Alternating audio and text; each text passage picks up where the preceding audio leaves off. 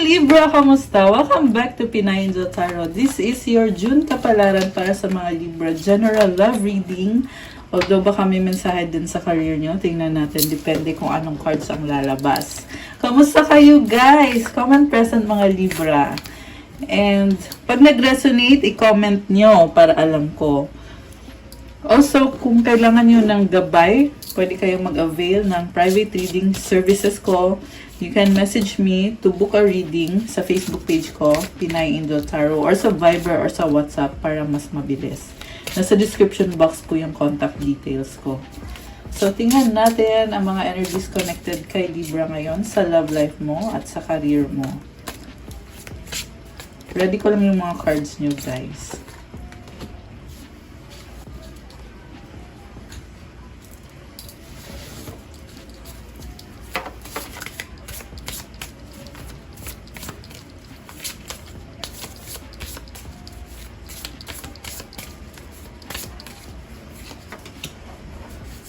Baliktad.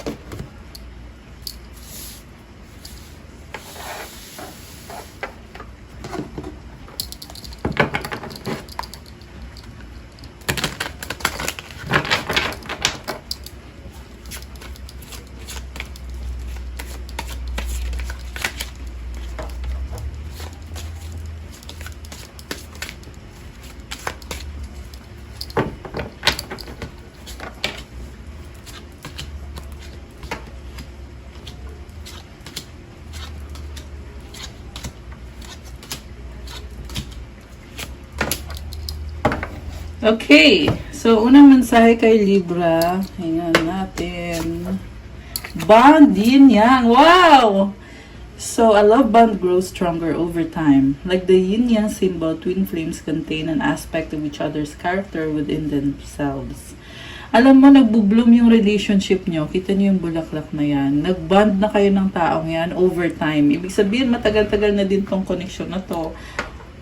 Or yung taong yan, matagal-tagal na sa buhay mo. And, talaga may pinagsamahan na kayo, binabalanse nyo isa't isa. So, parang nahanap mo na yung missing piece mo, Libra, na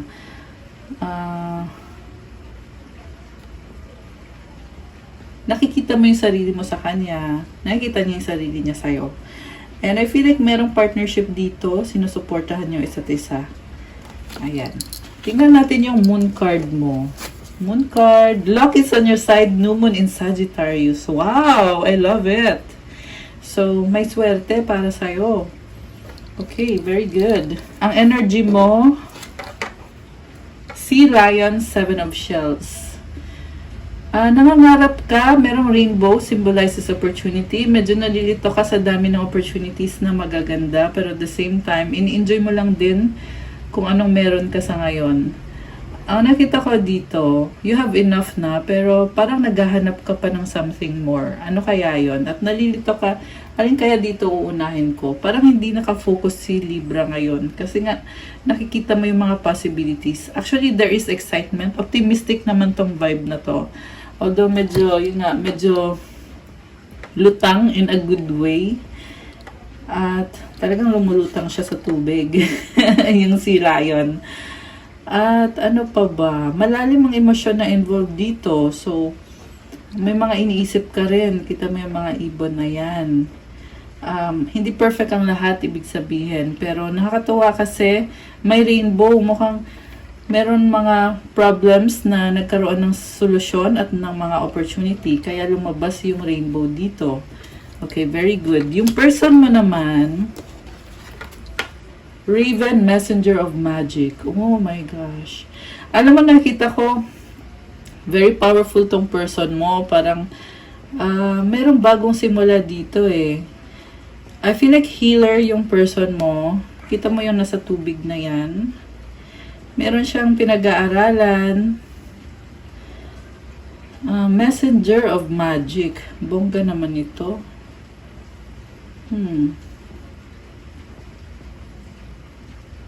Yung Raven kasi guys, very powerful and very spiritual. Ayun yung nakikita ko sa person mo. Okay. So, from the tarot, ito muna ng kulay green na deck natin. Overall energy is the High Priestess. Alam mo, makukuha mo yung manifestation mo. Yung nga lang, mas pinipili mo mag-isa ngayon kasi ang dami mong kailangan ayusin sa sitwasyon mo. At balanse ka naman eh. Lagi naman talaga si Libra, diba? Meron kang dalawang pillars dito. Nagbubukas ang third eye mo ngayon, kaya ang lakas ng intuition mo. Mga merong guidance galing sa universe. Also, ang iba sa inyo, merong pinag-aaralan. The Alchemy, the Empress, Ace of Swords, the Universe, Prince of Talismans, Queen of Elixirs. Isa-isahin natin guys kasi medyo marami itong lumabas na cards. So, nagmamanifest ka, wow, ikaw tong the Empress, o Libra energy, Venus energy. Kasi, Libra is ruled by the planet Venus, which is planet of beauty and love. At nakikita ko, ini-enjoy mo yung beauty at love sa buhay mo ngayon. Yung nga lang, parang pakiramdam mo, bakit hindi mo pa rin makuha-kuha yung pinapangarap mo. Although on the process naman na nag-e-enjoy ka, medyo, siguro nagiging impatient, pero nilalabanan mo, ginagawa mo pa rin yung best mo. Sa totoo lang, okay ka na kasi Empress yung card mo. So, ibig sabihin, lumevel up ka. Malakas ang confidence mo. At the same time, pakiramdam mo, kailangan mong magtrabaho, magsikap, at gawin yung best mo. Okay. Kasi gusto mo makuha lahat ng pangarap mo. King of Talismans energy. Very practical ka at pang long term talaga yung pinapangarap mo. The universe, bagong-bago tong manifestation mo at meron kang tinanggal sa buhay mo. At ngayon, merong nagbubukas na bagong cycle. It will take some time. Patience is the key.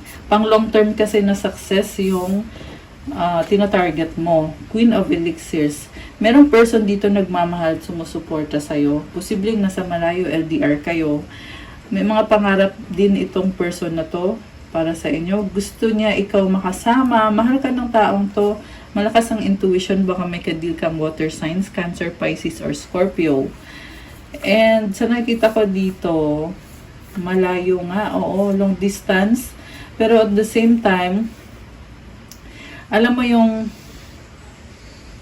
sinusuportahan ka palagi ng taong ito. Yan yung lumabas dito eh. Supportive sa'yo kahit parang pakiramdam nyo on the process pa yung relationship nyo or yung sitwasyon nyo. Okay. So, tingnan natin yung sa main spread natin. Tanggalin ko na lang muna to. Okay. Sa main spread, overall energy is the Wheel of Fortune. Nag-ibang sitwasyon ngayon. Umikot ang gulong ng kapalaran.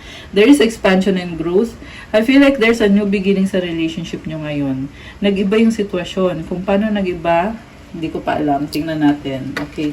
Sa recent past, 7 of Wands, 7 of Pentacles, Ace of Wands. Mas pinili mong mag-isa dito at mag-focus sa kaperahan mo kasi yan yung calling mo at yan yung gusto mong gawin. Although, medyo may fear ka na kino-question mo sarili mo eh. Lagi kang nag-iisip, kaya ko ba to? Paano kaya to? Parang lagi kang nag-aalala dito. Kaya mas gusto mo mag-isa. Kasi feeling mo, bagong simula to para sa'yo. So, siguro nga may nangyayaring pagbabago at nahihirapan ka mag-adjust.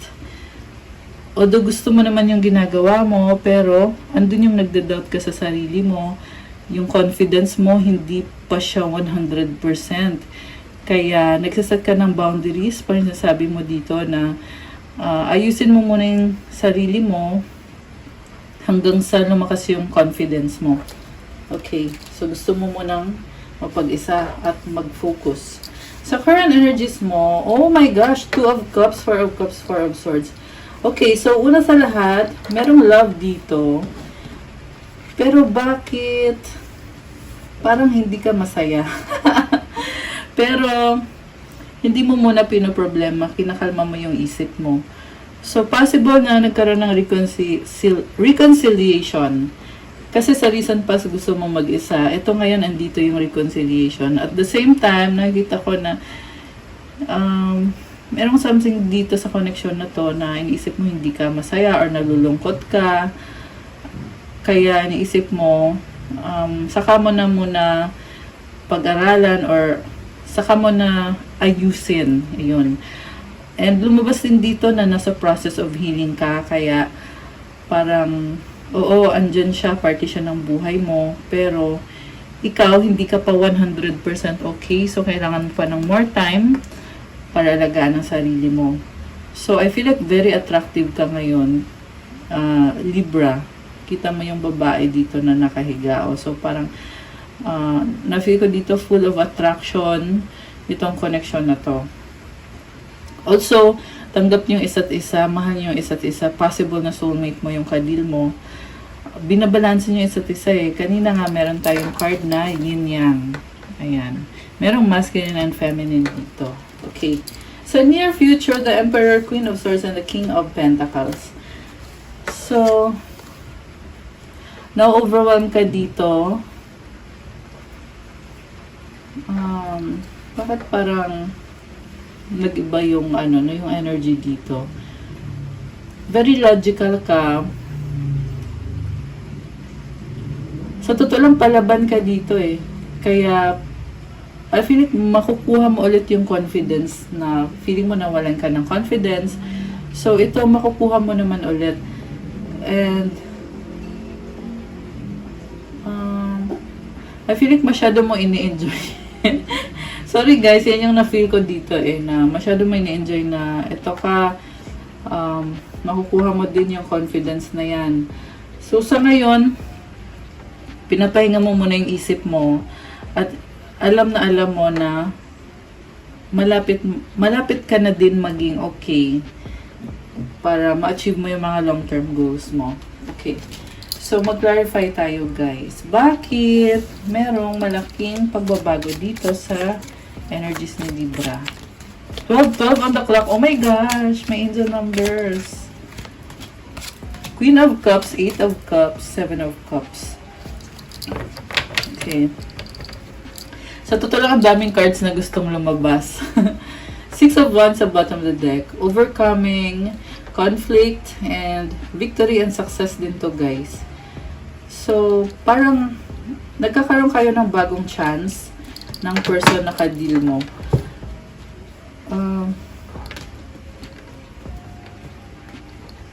So, ikaw, gusto mo lang naman maging masaya, pero ang nakita ko sa'yo dito, tumalikod ka eh.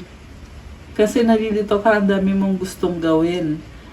Ang daming bagay na magpapasaya sa'yo. Parang in-enjoy mo yung buhay mo. Kanina meron din tayong Queen of Elixirs, which is equivalent dito sa Queen of Cups na card. Pwede din to guys na energy ng person mo, na siya yung tumalikod at maraming gustong gawin or maraming iniisip at medyo merong mga problems din na iniisip. Super emotional nitong person na to. So, ayan, baka nga ito yung person mo. Ang nakikita ko dito is water sign, Cancer, Pisces, or Scorpio.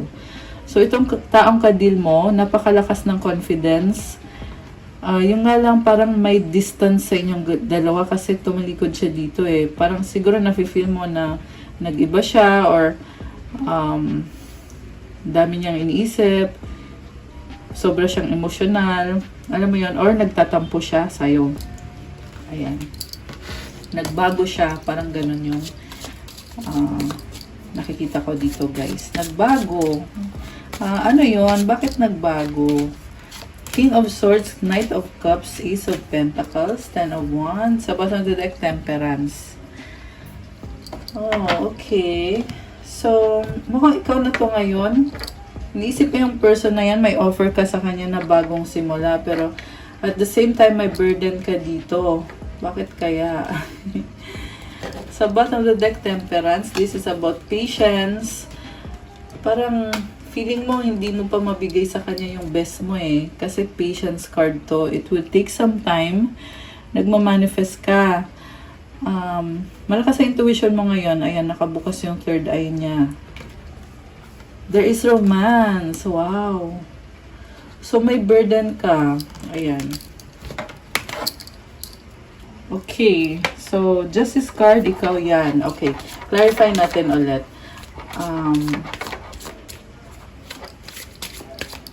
Clarify natin yung Two of Cups.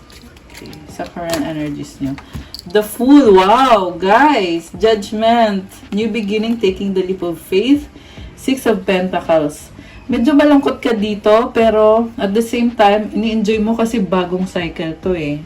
Bakit ko nasabing malungkot? Kasi parang dati kayong naghiwalay nitong taong to at ngayon nag-reconcile kayo. Binabalik mo ngayon yung balance. May hawak siyang weighing scale, di ba? Ayan. Parang yan sa Justice card. So, ibig sabihin balanse.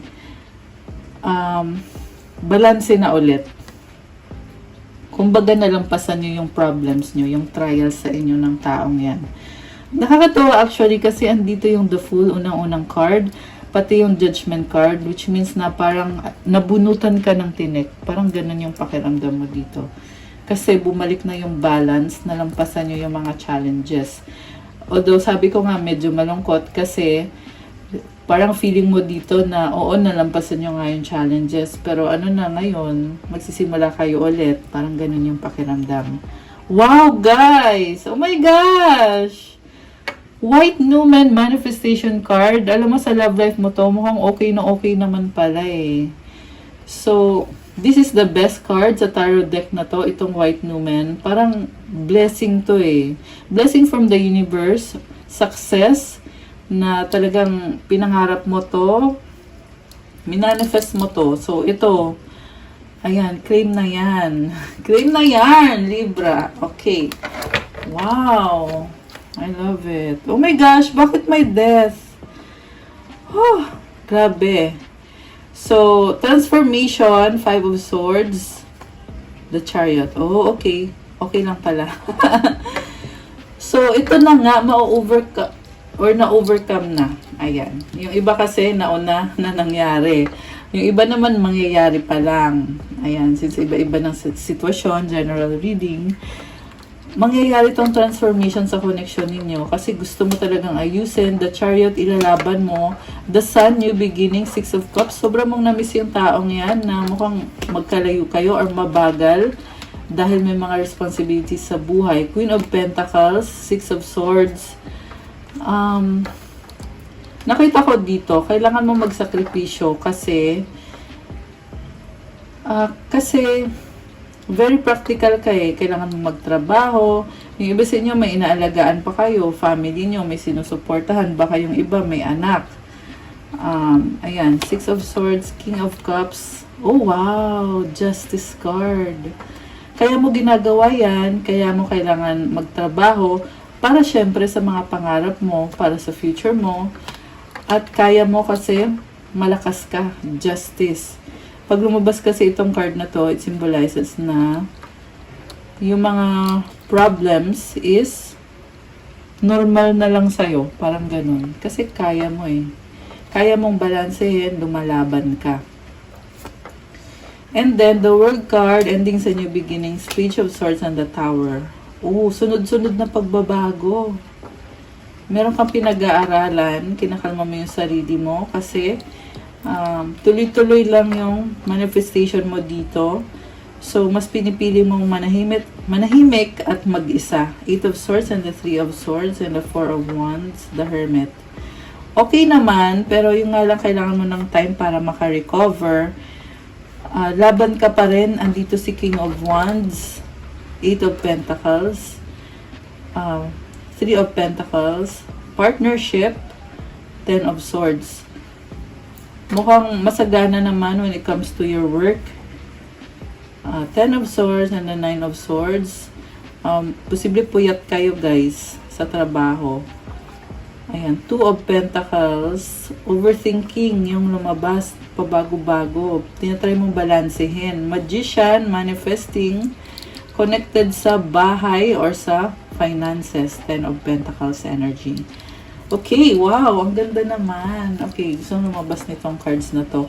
Nine of Wands, the Lovers, and the Ace of Cups. Wow, ang tindi naman ito. Alam mo, ang daming nangyari sa'yo. May mga frustrations ka lately. Pero pinipili mong magmahal. Oh my gosh. Nakita ko dito parang tinry mo yung best mo sa kanya. Pero pakiramdam mo, parang hindi naman to nakikinig sa akin tong taong to. Pero tanggap mo pa rin siya kasi may pagmamahal at malalim yung pagmamahal na yun. Yung iba kasi twin flame mo or soulmate mo yung taong yan eh. Kaya parang ang nafe-feel ko dito, hindi mo matiis, talagang minamagnet ka ng taong yan. At may bagong simula. Oh my gosh! Kilig yan! Okay, andito si The High Priestess. Tinatakpan ko kasi wala siyang suot. Ayan, si High Priestess, meaning, malakas ang intuition mo. Anong outcome dito? Oh, High Priestess ulit. 9 of Pentacles, 7 of Swords, 10 of Cups, 10 of Pentacles. Achievement. So, ang outcome dito, nakikita ko pa rin na nagsiset ka ng boundaries kasi mag-isa ka dito eh. Merong 9 of Pentacles. Busy ka and kailangan mo ng focus kasi meron kang hinihintay na hindi mo pa na-achieve na blessing sa finances mo or sa career mo. Three of Wands and a Knight of Wands. Ayun na nga, meron kang hinihintay. Wow! Parang ang daming ganap. Yan yung nakita ko dito sa cards mo. 5 of Cups and the Page of Cups. And the 2 of Swords. Medyo may lungkot dito, pero tinatry mo intindihin. Medyo nalilito ka. Ano kaya yun? Okay. So, any more message for Libra? The Hangman. Tinitingnan mo sa ibang angulo yung sitwasyon. Kailangan mag-sacrifice. Posible maraming tao sa paligid mo na kinoconsider or iniisip mo. Ayan. Busin na natin to. Konti na lang eh.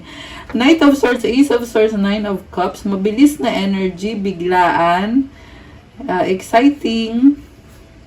Pero at the same time, parang nahihirapan ka dito. 5 of Pentacles and the 3 of Cups. Maraming changes ngayon kay Libra. The Moon.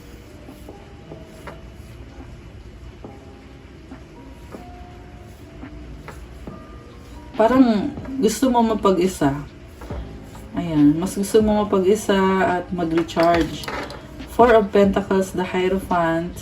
Nag-iingat ka sa mga actions mo, sa mga galaw mo, or sa mga moves mo.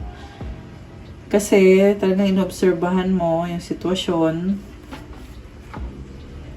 Page of Wands, the Empress, Queen of Wands. Wow. Okay. So, baka may kadil ka dito na Mother, Page of Pentacles, the Star, the Devil, Black Numen. Merong stress dito, guys. Merong stress eh. Ayan, so kailangan mong mag-release ng mga stress mo. Okay? Yan yung advice ko sa'yo. The Devil and the Black Numen. Kasi, ayun, mabigat. Okay. Also, there is so much attraction and passion.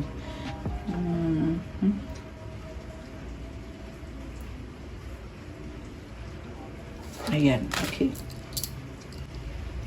Anong gustong sabihin ng person ni Libra?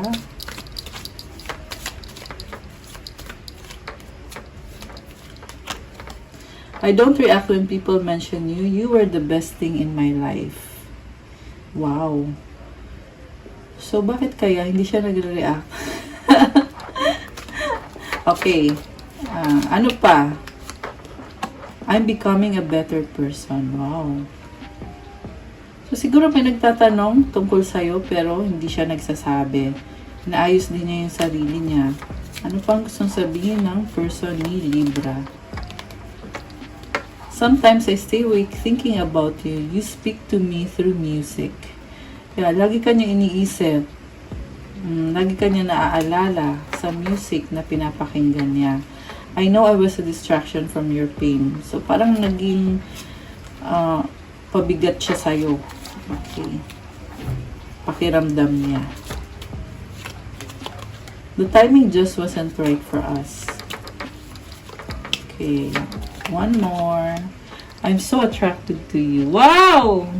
Okay. Oh my gosh! I love you! So many things remind me of you. Okay, so gusto ka niya, mahal ka niya. I left you before you could leave me. Oh, parang meron kang kuhan dito. Parang nga, meron nga. Anong advice para sa mga Libra? Advice kay Libra. True love! Oh my gosh! In love yan! Sabi dito, your wholeness and safety lie within, not from a partner, but this sovereignty actually leads to the deepest intimacy for you to stop using others. Let me stand on my own feet, dear Lord, and know true love. Wow!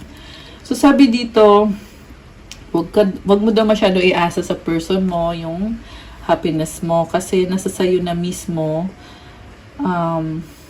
yung totoong pagmamahal, yung totoong love. So, i-pray mo daw kay God na makayanan mo na kahit mag-isa ka, kahit wala yung person mo.